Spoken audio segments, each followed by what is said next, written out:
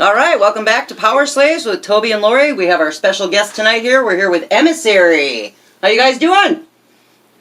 Hey, good. Thanks for having us.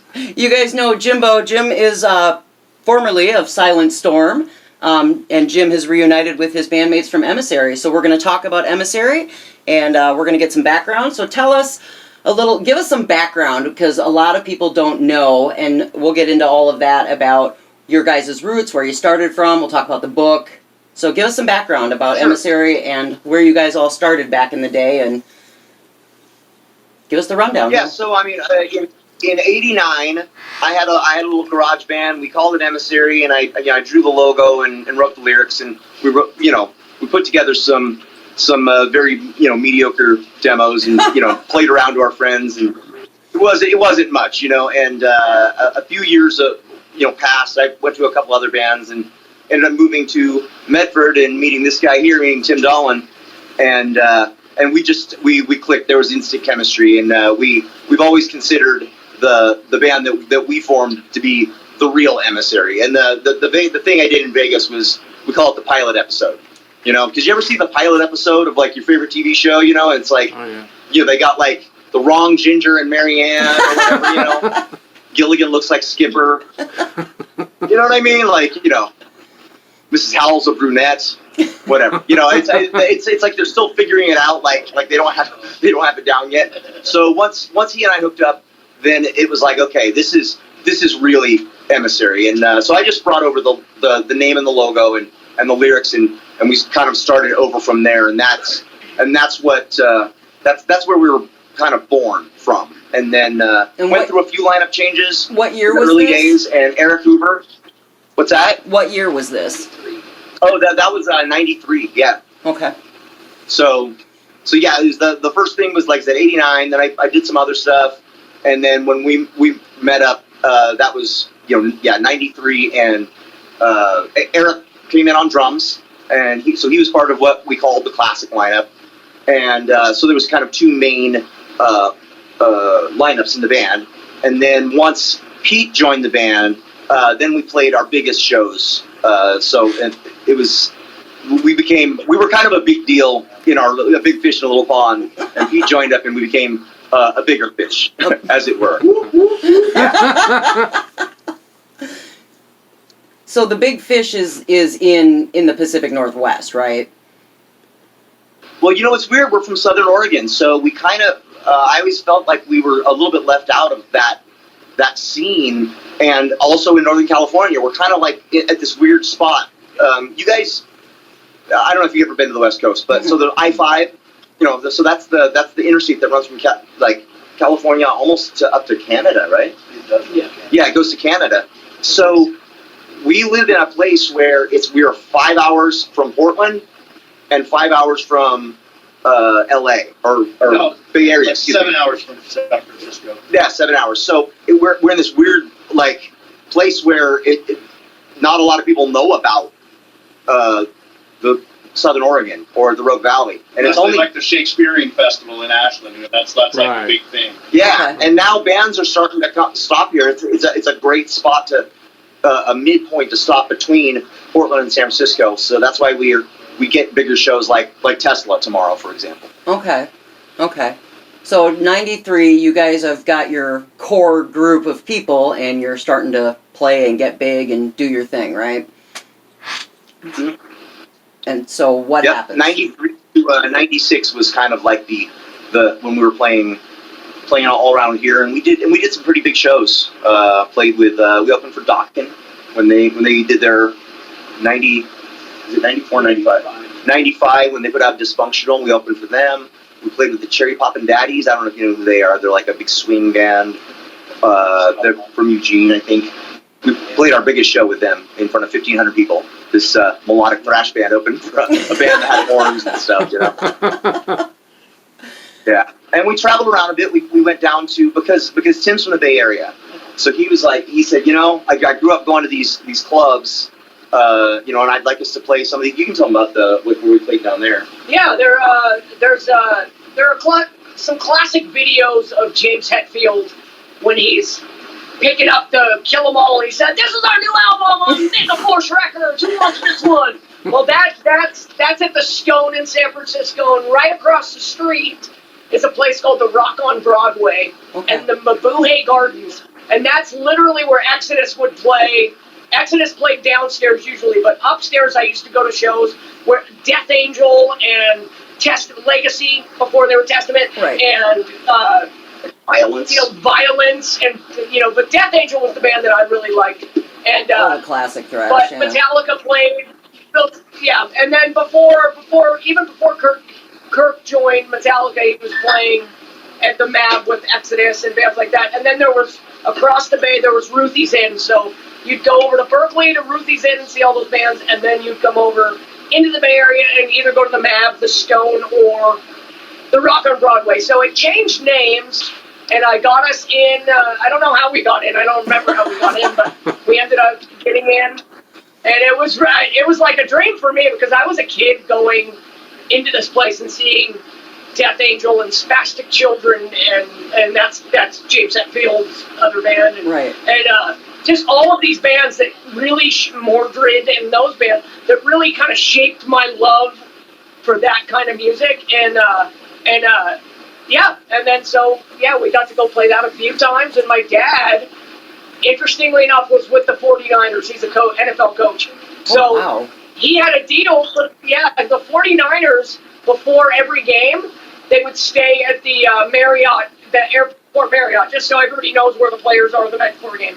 And so we got free rooms there the first time we went out there. And that was kind of rock star fun. We get great, nice hotel rooms and playing downtown San Francisco. So kind of living that dream a little bit.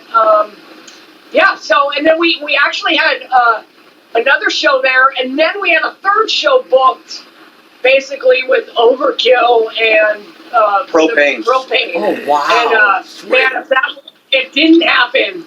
And boy, I wish that would have happened, man, because we were just like, we were chomping at the bit, for that one, man. But our previous bass player had left the band, and Pete hadn't joined. It was we were in this like kind of a few weeks of a funk where we didn't have a bass player, and we couldn't find a guy fast enough to do this show. So a band called Treachery ended up opening. Treachery, Propane, and Overkill. And I still got the flyer because we were supposed to be on that show. Oh, shit. But we were, Yeah. Wow. We were confirmed. But imagine, so this guy, he's like the envy of all those, because he was seeing all those thrash bands and the Bay Area bands, like, in their infancy, like when they were playing small shows that are huge rock stars now, you got a million stories about all these bands he used to go and see. So it was great for the rest of us, to know that we were going to play these shows at places where he used to be in the crowd looking up to guys like Death Angel, and next thing you know, we're on stage there, and there's like the guitar player from Autopsies in the audience, and we're like watching we're throwing shirts out and picks and all this kind of stuff. Yeah, yeah, it was pretty awesome. Yeah. Amazing. So now what's going on from '96 and then forward? So your bass player leaves, and then so in '96. You guys, again, we're in the Pacific Northwest, so I'm sure you're familiar with a term called grunge. No, what's that? What's that? That's all we need to say, grunge happened. You mean the one that killed our scene and made metal kind of, disappear for a little while? Yeah. No, I don't know anything about that. It was really bad in the Pacific Northwest, and you couldn't get booked. Like, we couldn't get booked, we couldn't even get signed. And we were, not to, whatever, pat ourselves on the back, but we're a pretty fucking good band. And we had good songs, and we had good production. We had Chuck Rosa produced all of our demos, who worked with Abattoir and Law's Rocket and LA Guns and all this. We had good sounding demos and stuff. You guys have heard some of that stuff, I think. Oh yeah. It's on some of those songs on YouTube, and it was just bad timing because grunge and alternative music came in and just kind of made a mockery of all the things that were 80s, and you couldn't go see a band that had long hair and flying V's and doing guitar solos and screams and all this kind of stuff. People were like, oh, you're so 80s. There's this term they call butt rock. Everyone started calling us butt rock. Yeah. We tried to find flannels, but they were just flying off the shelves so fast. I left my flannel in Seattle. Right? Yeah. Yeah, it kind of squashed the scene for a lot of bands at that time, and they had to struggle and fight, for everything. Yeah, and there wasn't much, the grunge guys, and I'm an Alice in Chains fan for sure, but the grunge guys didn't seem to, the metal guys let the grunge guys open for them and play shows with them, and then when the grunge guys got up there, they kind of turned their back on all of us, right, and they're like, "Fuck you guys, we don't want to even be associated with that." And bands like Pantera would, even though they're not grunge, but they would like totally turn their back on the Phil Anselmo pink long hair eras, and we fell a little bit into, we're like, okay, what's closest to us? Well, we could go Alice in Chains or we could go Pantera. We actually started to go Pantera a little bit. Right. We started kind of writing and doing a little groove rock riffs, and we got a little lost, and and we wanted to play, so things just started to get a little different and a little tougher, and strangely enough, side note, my dad left the Niners and went to the Broncos, so he said, "Hey, you want to move to Denver?"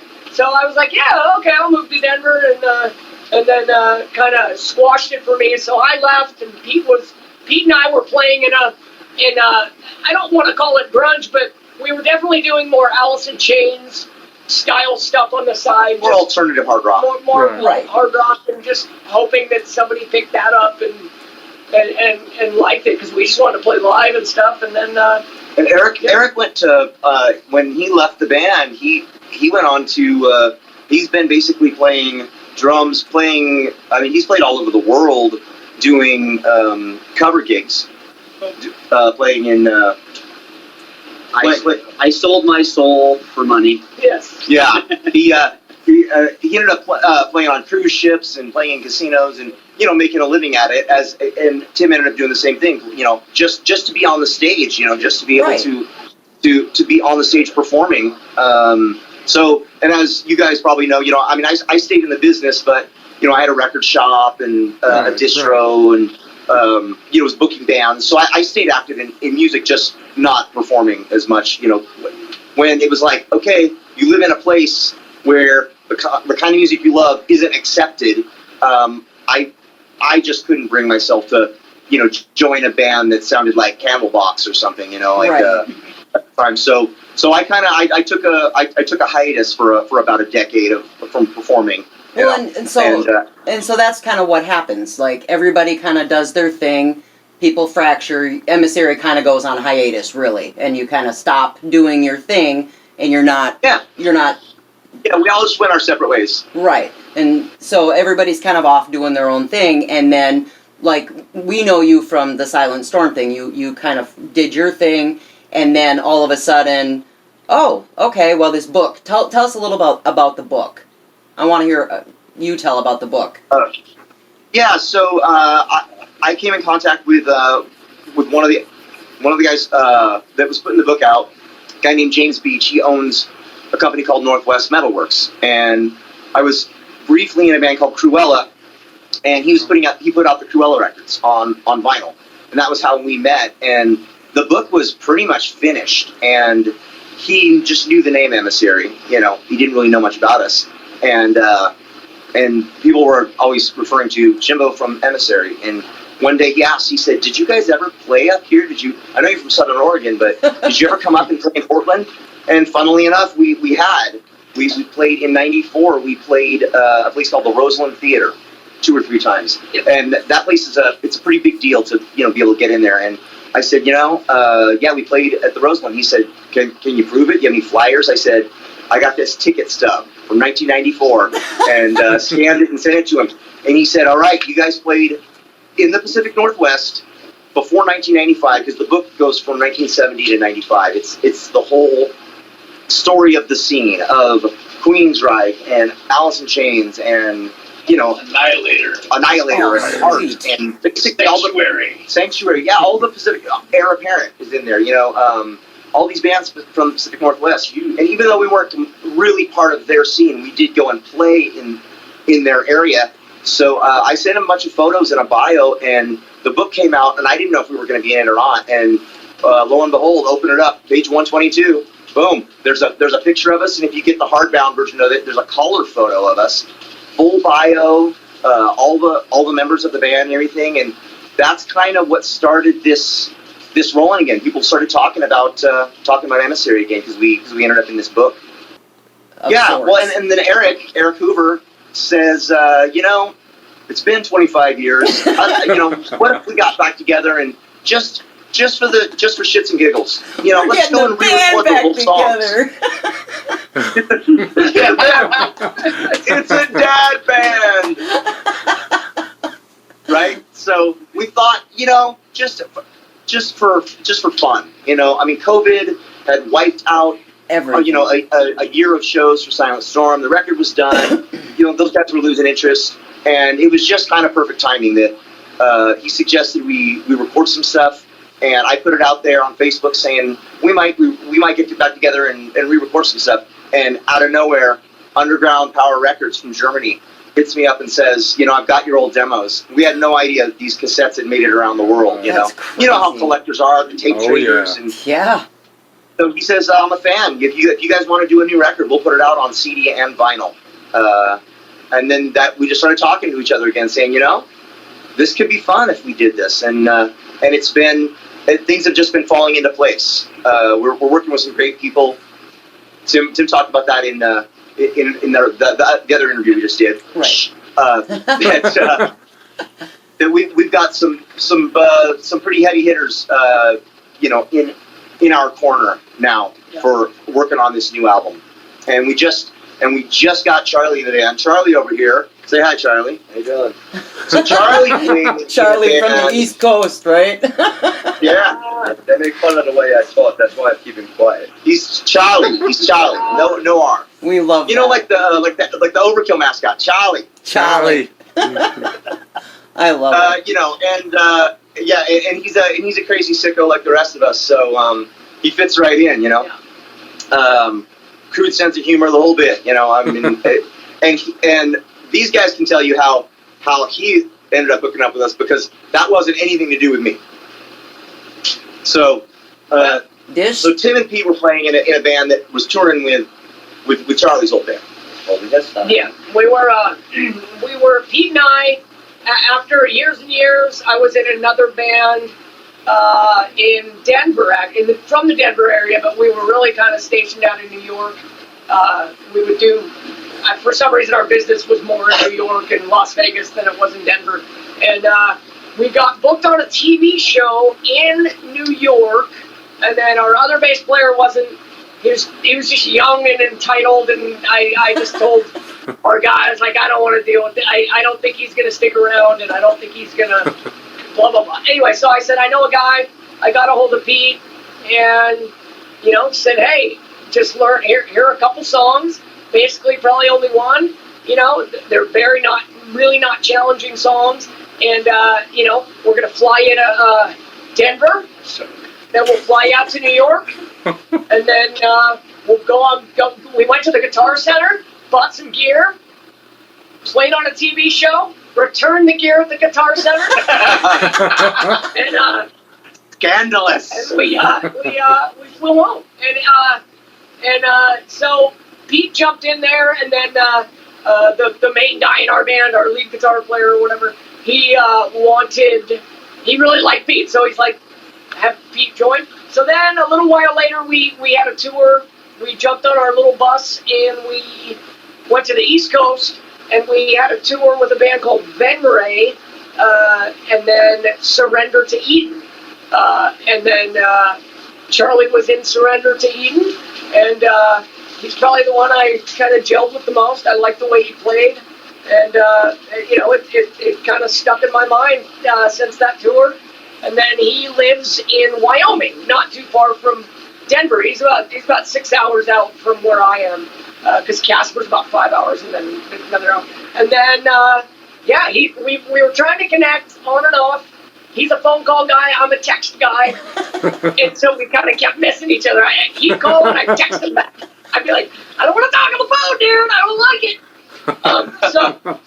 Anyway, we finally talked after we had another guitar player that just, I don't think his heart was in it. I needed another guy for this kind of music. All the bands I love, Metallica and Megadeth and Death Angel, they all, Anthrax, they all have the two guitar.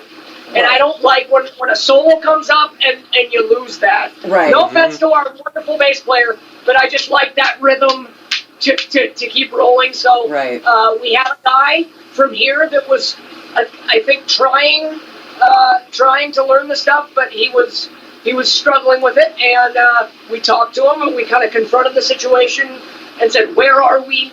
And we weren't in a spot that was making us feel comfortable. So I said, hold on, I may have a guy. He'd already knew Charlie and had been kind of talking to him around. And then I just got a hold of Charlie and said, hey, here's the deal. In about 6 weeks, we have a big show in Oregon. And, if you think you want to give it a shot, I know you're better than me and you're flashier than I am.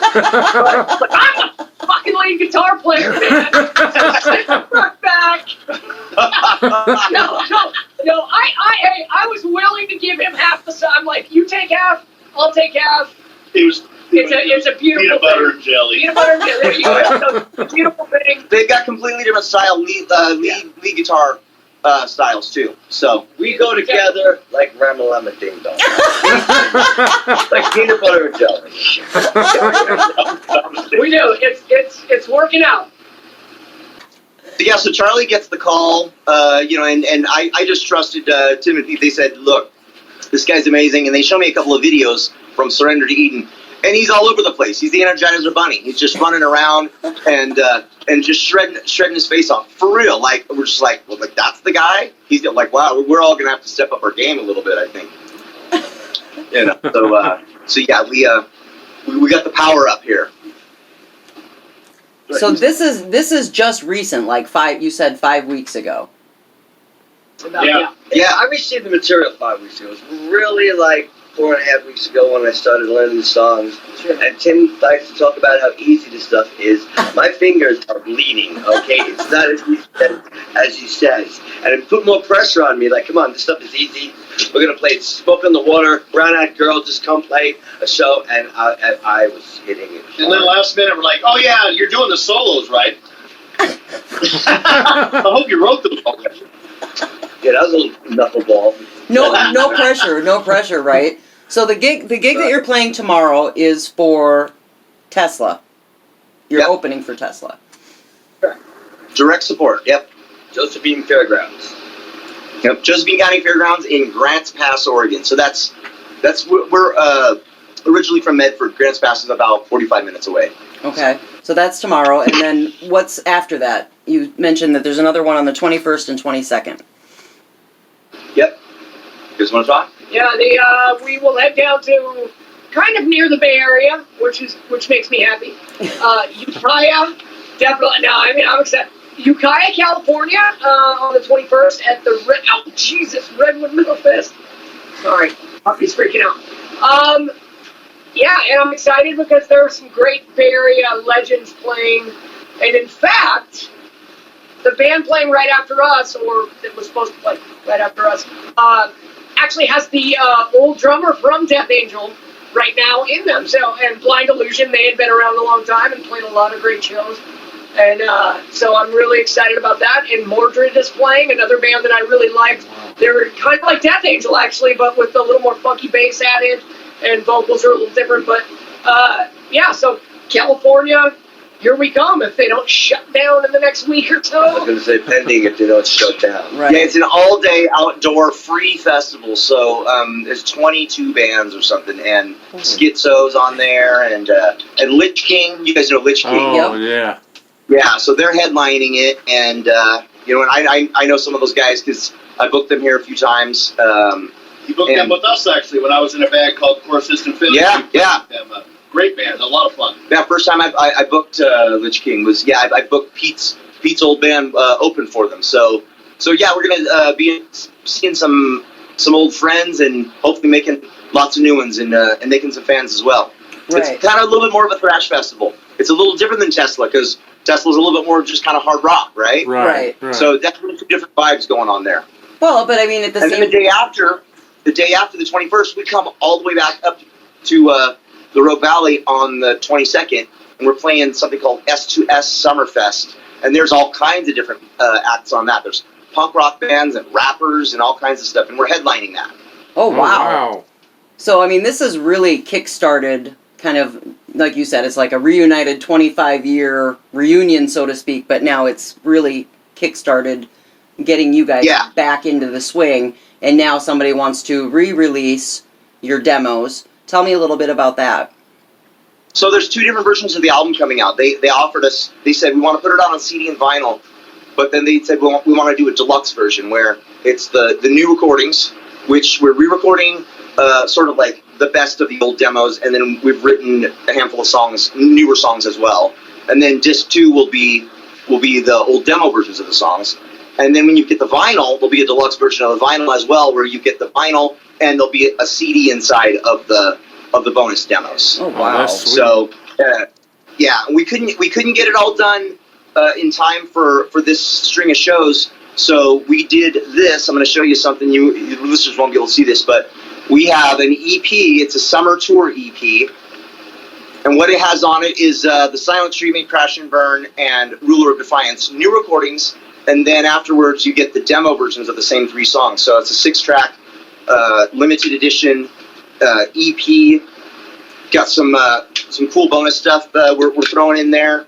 And it's really limited. You're only going to be able to get it at these shows that we're playing. Awesome. So then what comes next? You guys are going to stay together? You're going to keep wrapping it up? Oh, yeah. Tim says he's in it, he's in it till the day dies. So, yeah, we're all in it for the long haul. So we're not already. Obviously, you know how things work. When offers come in, we can't announce things just yet. But let's just say there's some pretty big, good opportunities coming our way on the table right now. Some stuff that's just being talked about. Some things that some things that have been confirmed that we aren't allowed to announce. Some things that haven't been confirmed just yet, but look like they're going to happen. So it's all uphill from here. So nobody's jumping back on a cruise ship to play covers anymore. That's the... Oh, God. Eric's going, now, unless I can start doing some Motley Crue, age group is kind of getting there, you know what I mean? So instead of playing Tiny Bubbles, we'll be doing Until that happens, no. Well, and to be fair, Jim and Toby and I have talked quite a bit, and not to diss anything previous that Jimbo had done with Silent Storm. We like the Silent Storm material, but when he sent us the first Emissary track and we listened to it, we were like, wow, this is... We could feel the emotion in the music, and we really appreciated that it sounded like you guys feel what you're playing. It feels real. It doesn't feel... like you're just a bunch of guys who know how to play your instruments. It feels like real metal. It feels real, like we want our metal to feel. And to be fair, that's what we like about our music. That's why us metalheads like our music, is because it feels real. And like I said, not to diss anything about your previous band, but this is what we wanted to hear when we heard your previous project. We wanted to hear this. This feels good.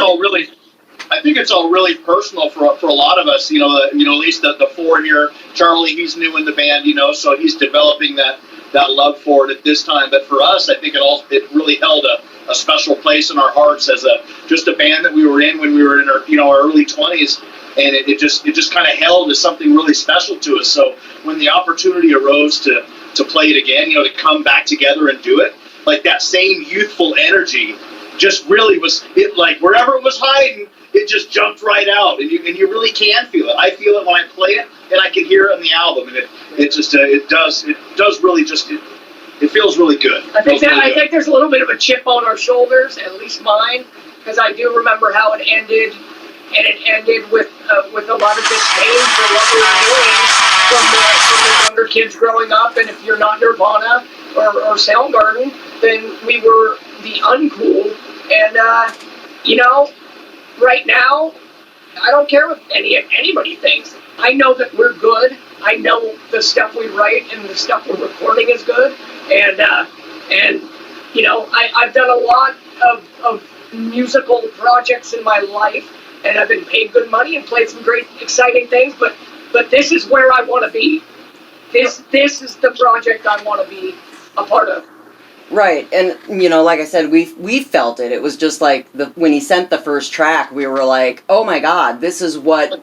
You can just feel it. You just feel that emotion in it and go, yeah, you know, it fits together in a really nice vibe. Because you talk about that, you know, going back 25 years, how we all felt when we were growing up and how that music hit you. For you guys, I can understand that, but for us, it's the same way as fans or as listeners. We want to feel it as real too, not just people who are going through the motions of, you know, yeah, I can play guitar or yeah, I can sing. But you really live it or you really feel it. I mean, it's part of who you are. With Silent Storm, I knew what I was getting. I mean, I hired guys who had that they were cover band guys. That, great musicians. They were absolutely great musicians, but not right? But so like you said, they're not metalheads. Yeah, just you know, and you know, because the last interview we did, where I think we were interviewing you were interviewing me and the bass player, Mike. And when you guys asked about his influences, and he said, "I'm not really a metalhead," and I remember Lori going, "Oh, like really?" Like she was so bummed. Well, it's there's not an authenticity to this. It's not that I don't have a great deal of respect for people's influences because I mean, granted, you know, the Yngwies of the world grew up listening to classical music, and I get that, and that's all fine and dandy, but you can tell when somebody plays an instrument, when they feel it in their soul, you can just tell. I mean, and that resonates to the listener. I mean, when Toby's listening to something that resonates with him, whether it's a lyric or a jam or a vibe or a riff, you know, and he's just like, you know? I'm into it. You know, it's different than if you're not feeling it or it's not in your soul. It's different. I mean, you know, what is the phrase? Nobody's just into Slayer for a summer. You know what I mean? Exactly. You either get it or you don't, and if you don't, it just doesn't resonate. And that, like I said, not to diss your previous project, it's just that you could just tell it wasn't there. You didn't feel it. And then when you sent the track, we were like, dude, this is what I wanted to hear from you personally. You just fit better. You just fit better. Your personality fits better with this project because that's who you are, or that's who they are. It just melts. That's been the universal. That's been the opinion of just about everybody that I play the Emissary stuff for. They go.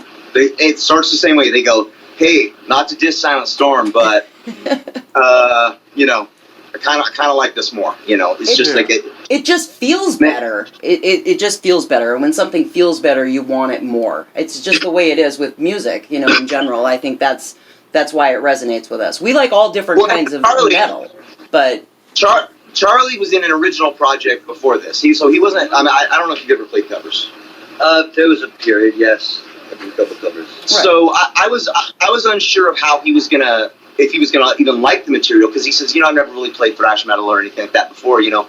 And for the first time we talked, he's like, man, I'm loving this. I'm loving this material. I'm really liking it.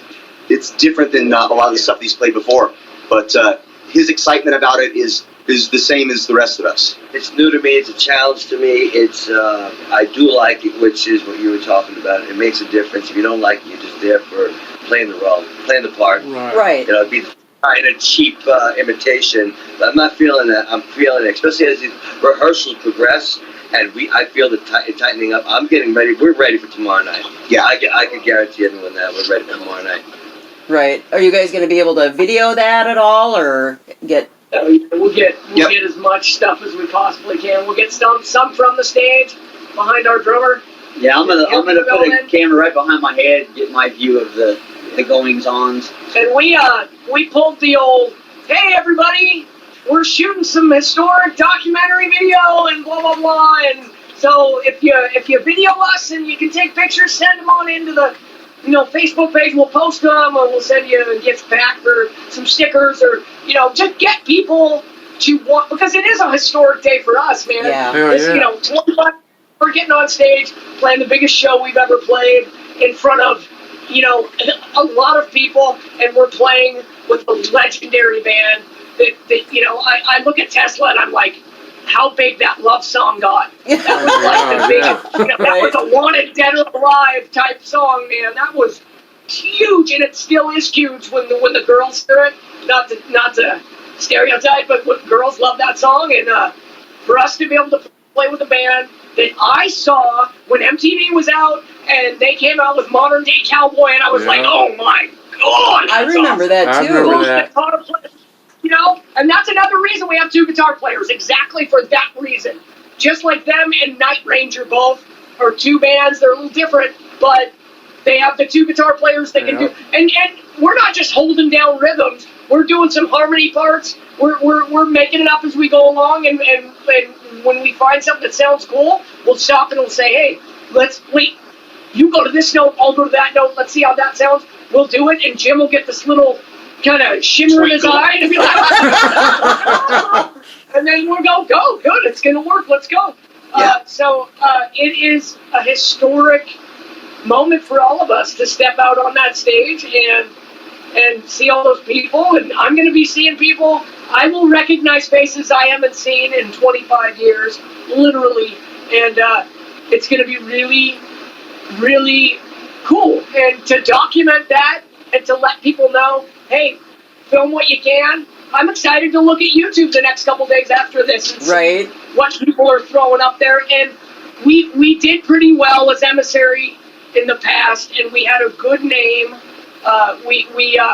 Jim and I got together, and when we started putting it together, I said, you know, let's get guitar picks, let's get a logo up there, let's get a banner, let's look as pro as we can. So when we walk, you know, into a place, they're like, okay, well, let's listen. These guys are a bigger deal than we thought. And so that got us a good name. People knew who we were, and people remembered, I remember Emissary. They were a pretty big deal in this area. And I'm excited to put an exclamation point on all of that hard work we did. Yeah. And even though we got some good shows, that Cherry Pop and Daddy show was great, but they were ska, you know, so we had a good crowd, but we had a ska crowd that liked that kind of stuff, and they liked us too. And but I'm ready to get a big rock and roll crowd in front of us tomorrow night to hear us do what we do. And we want to give everyone out there the same feeling that you guys got when you heard it and said, this is genuine. Right. This is awesome. Right. I like what these guys are doing. That's awesome. That's awesome. Well, we're kind of on that same vein as it sucks that we're so far away because we can't experience it live for the first time. Oh, we thought either. you were going to, we gave you a memo, we thought you were coming up and videoing. Damn. Yeah. Shit. I wish. I wish. I wish. We'll put out some cardboard cutouts. We'll make, you know. Okay. Oh my God, I would love that. Like you're there. Cardboard cutouts of Just a Toby big and stick Lori. figure, and one's gonna say Toby, one's gonna say Lori. I'm gonna be like, you guys, like, yeah, thanks for coming out. Toby and Lori are here. That would be freaking hysterical. I would love it. I would love it. But someday we will make it up there because I have not been to the West Coast. I'm definitely planning We'll make it your way a little sooner than you'll make it this way. Probably, but we'll be there. You know that. North Carolina's. Oh, yeah. Anywhere. And I feel like we're going to do some big shows over the next, 48 months, whatever it's going to be. I have a feeling you'll have some opportunity to come out to some really cool stuff. Good to hear. Sweet. Well, that's well. awesome. I mean, it's seriously though, like it's us being in the metal scene for as long as we have. It's this organic thing that it's this, this machine, right? Right. That every part of it matters. Mm-hmm. Like it's not just the bands. It's like the fans are just as important as the band members and the people with radio shows and the fanzines and, like the distributors and the record labels. And there's a reason that people know who Brian Slagle is. There's a reason that people know who Johnny Z is, you know? Right. People like that like the guys behind the scenes, that make the magic happen. And like I was saying, we got some good people on our team and really helping to push this up. So we're thinking that things are definitely gonna be going pretty well for us. Hopefully next year when things really open up and tours start happening, we're gonna be able to announce a little bit more of what we got planned. Good. That's good to hear. Any last words? Anything else you guys want to say? Definitely give a shout out to where they can find your merch, find your social media. Definitely push that right now, that opportunity as well, so that people can come find you. We drop the links too in the chat, so everybody knows where to find you. So we got a Bandcamp page that's coming. It's not public just yet, but that will be announced. Right now, we're using Facebook a lot. Okay. So you just find the original Emissary, and we call it that because with me, making this logo back in 1989. Is that a patch? That is a patch. Oh my God! You better save one of those for Toby, or he is going to totally scalp you. Yeah? Yeah, I'm a patch whore. He's a patch whore. We know a guy. Well, we're gonna send you guys some good stuff. That's a promise. Yeah. Yeah. His Silent Storm get patch is on his war vest, so he's gonna have to have a bigger one for Emissary. It'll be a care package full of metal and Ensure. Thank you. Sweet, thank you very much. But you'll get a nice swag pack. Continue. I can't afford to give up any of my insurance. I do not want the Charlie G-string though, but thanks for the offer. I'll return it. I was like, I bought with the option to rent. Yeah, you know that thing about how they return things to Guitar Center? Right, return the G-string to Charlie. Yeah, so Facebook, the original Emissary. There's been other bands called Emissary since this band was named Emissary, and that's why we're calling it the original Emissary. So we're also on Instagram, the original Emissary, with little underscores like the _original Emissary. Right. You can probably just Google that and find that stuff, and we'll have more social media links once these songs go public, and we're able to put them out. Right now, we're kind of holding back a little bit because the full-length album is going to be coming out later this year on Underground Power Records. Okay. They've been super cool with us. We already got the artwork done for the front and the back cover. It looks absolutely astonishing. Sweet. The artist that did our album covers, the same artist that did the Fire Never Dies album cover. He's also worked with Megadeth and Tourniquet, and just an amazing artist named Don Yatomi. Doug Hill is producing the record. Has worked with Mastodon, Neurosis, and Helmet.